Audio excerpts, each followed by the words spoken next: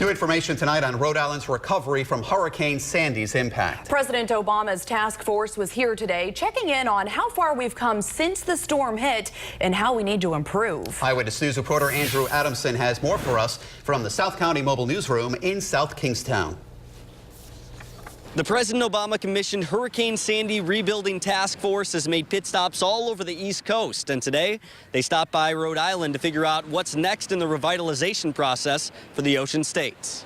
8 months after Sandy decimated several communities along Rhode Island's coast, state and local leaders take a first-hand look at the rebuilding process that's still underway. You can see a lot by looking, as Yogi Berra said, and I think it's really critical as our delegation fights for resources to have people see a tangible example. Members of the Hurricane Sandy Rebuilding Task Force were ordered here to assess the state's hardest-hit spots in South Kingstown, Charlestown, and Westerly. The real goal of the task force is to give some cabinet-level, very high-level attention to the incredible problems that we've seen throughout communities in Rhode Island and in other states. Formed just months after Sandy struck, the task force was organized to identify resources necessary for improving areas susceptible to storm damage. We have to be ready for these things, and we're going to do that by making communities, both at the infrastructure level as well as at the social level, more resilient. State leaders say they're hoping this tour will strengthen both Rhode Island's recovery and a bond with the task force.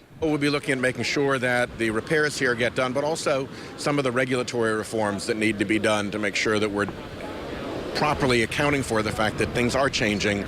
And I'm told that task force officials will take all the information they learned from today's tour back to President Obama, where they can formulate a new plan for the next steps in Rhode Island's rebuilding process. With the South County Mobile Newsroom, Andrew Adamson, Eyewitness News.